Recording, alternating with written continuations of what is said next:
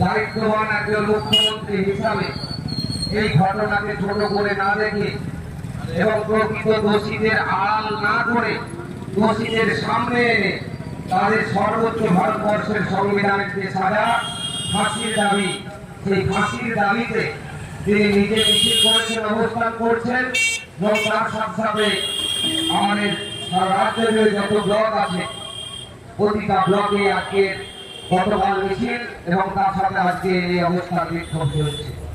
ভারতবর্ষের একমাত্র রাজনৈতিক দল যাদের সৎ সাহস আছে তার নাম তৃণমূল কংগ্রেস, যারা কোনো অন্যায়কারীকে আড়াল করার চেষ্টা করেনি, যারা ধর্ষণকারীকে